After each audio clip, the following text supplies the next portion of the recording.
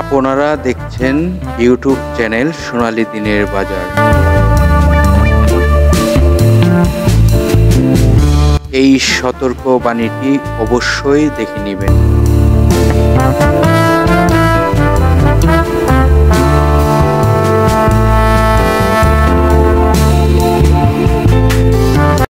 আসসালামু আলাইকুম সম্মানিত বিনিয়োগকারী ভাই ও বোনেরা, আশা করি সবাই ভালো আছেন। বাজারের সার্বিক পরিস্থিতি ইতিমধ্যে আমরা সকলেই ফলো করেছি, এখনো পর্যন্ত ভালো অবস্থানে যেতে পারে নাই।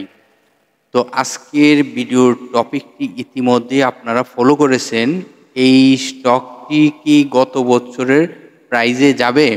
তো আজকের আলোচনার যে স্টকটি, সে স্টকটি গত বছর একটি ভালো প্রাইজে যায় এবং বিনিয়োগকারীদেরকে ভালো একটি ডিভিডেন্ডও ঘোষণা করেছিল, যেখানে স্টক ডিভিডেন্ড একটি মারাত্মক ভালো একটি ডিভিডেন্ড দিয়েছিল। তো চলুন আজকের ভিডিওর যে টপিকটি ইতিমধ্যে আপনারা ফলো করেছেন, সেই স্টকটির আলোচনা করার পূর্বে মার্কেটের গতকালকের সার্বিক পরিস্থিতি জানার চেষ্টা করি। দেখুন, মার্কেটে গত কার্যদিবসে আপনারা দেখেছেন 449 কোটি টাকা প্লাস লেনদেন হয়েছে। তার মধ্যে 27টি কোম্পানি পজিটিভে ছিল, দাম বাড়ার তালিকায় 27টি কোম্পানি ছিল।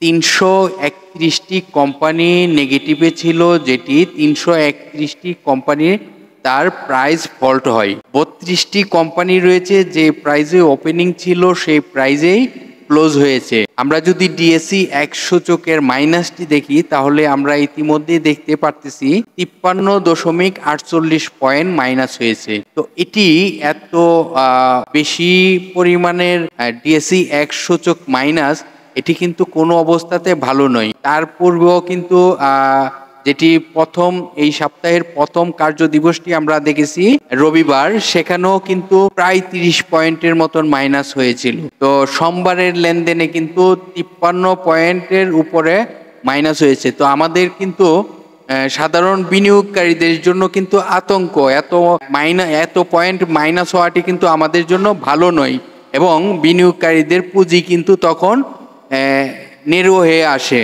তো এভাবে ডাউন ট্রেন্ড হবে, এভাবে পুঁজি হারাবো, এটি কিন্তু আমরা কখনো চাই না।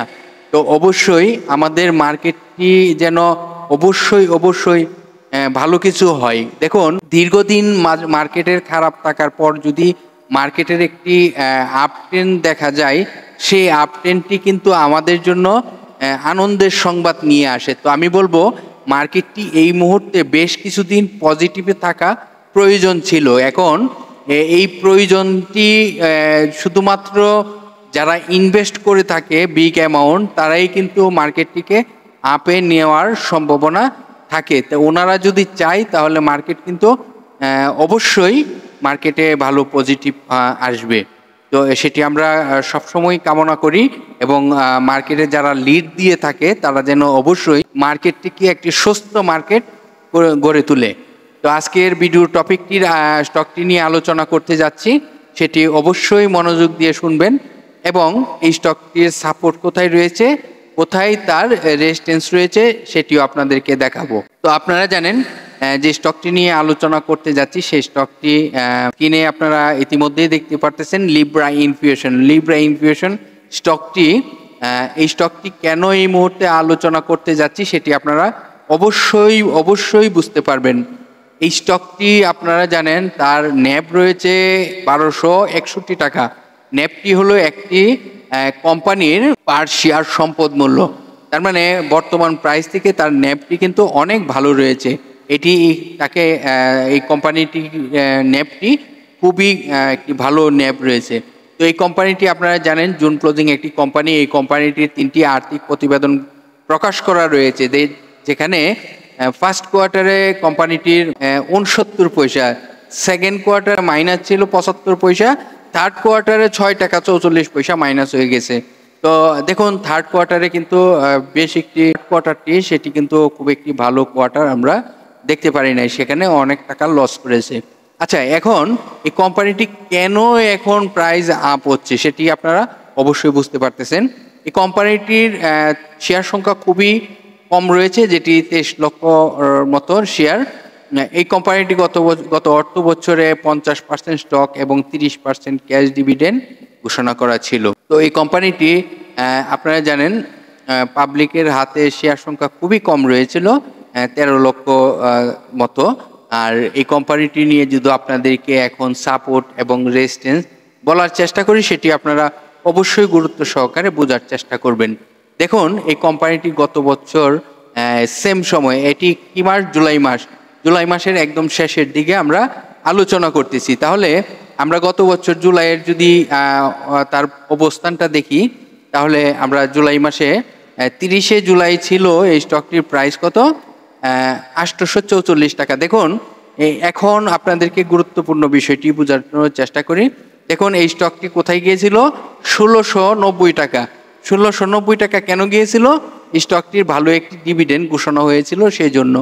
এখন এই স্টকটি যদি বাজারে ভালো ভূমিকা রাখতে হয়, তাহলে তাকে কি করতে হবে সেটি কিন্তু আপনাদেরকে দেখাবো। দেখুন এই স্টকটি যদি এই মুহূর্তে বাজারে ভালো লিড দিতে হয়, তাহলে তার একটি রেজিস্ট্যান্স রয়েছে, এবং স্টকটি যদি এই মুহূর্তে যে প্রাইসে রয়েছে সেই প্রাইস থেকে যদি কারেকশন হয়, তাহলে কোথায় আসবে? দেখুন এই স্টকটি যদি কারেকশন হয়, তাহলে তার সাপোর্ট রয়েছে 848 টাকায়। দেখুন এই স্টকটি যদি মার্কেটে ভালো লিড দিতে হয়, গত বছরের মতন যদি প্রাইজে যেতে হয়, তাহলে কিন্তু তার একটি রেজিস্ট্যান্স রয়েছে, যে রেজিস্ট্যান্সটি ব্রেকআউট করতে হবে। তাহলে রেজিস্ট্যান্সটি কত? রেজিস্ট্যান্সটি রয়েছে 1054 টাকা। 1054 টাকা রেজিস্ট্যান্সটি যদি ব্রেকআউট করতে পারে, তাহলে স্টকটি কিন্তু আবার নতুন করে ভালো একটি প্রাইস হওয়ার সম্ভাবনা থাকবে। তো এই বিষয়গুলো আপনারা অবশ্যই মনোযোগ দিয়ে বোঝার চেষ্টা করবেন। তো এই মুহূর্তে আপনারা এই স্টকটি নিয়ে ক্যালকুলেশন করতে থাকেন, এবং যদি এখন কেউ এন্ট্রি দেওয়ার পরিকল্পনা থাকে, তাহলে পুরো বিষয়টি আবার মনোযোগ দিয়ে বোঝার চেষ্টা করবেন। ধন্যবাদ সকল বিনিয়োগকারী ভাই বোনেদেরকে ধৈর্য সহকারে আমাদের ভিডিওটি শোনার জন্য অনেক ধন্যবাদ। আগামীকালকে আবার মার্কেটের স্টক নিয়ে আলোচনা করব এবং মার্কেটের সার্বিক পরিস্থিতি নিয়ে আলোচনা করব। ইতিমধ্যে আপনারা সকলেই অবগত রয়েছেন, আমরা যে স্টক এবং যে তথ্যগুলো আপনাদেরকে দিয়ে সহযোগিতা করে থাকি, সেই তথ্যগুলো অবশ্যই আপনার ব্যবসার কাজে আসবে। কারণ গতকালকে একটি স্টক নিয়ে আপনাদের সাথে আলোচনা করেছি, সেই আলোচনায় কিন্তু ক্লিয়ারলি আমি প্রকাশ করার চেষ্টা করেছি কখন কি করতে হবে। তো আপনারা ইতিমধ্যে ওই ভিডিওটিও, গতকালকের ভিডিওটি যদি যারা না দেখে থাকেন, অবশ্যই গতকালকের ভিডিওটি আবার দেখে আসবেন। তো ভালো থাকেন, সুস্থ থাকেন, আল্লাহ হাফেজ।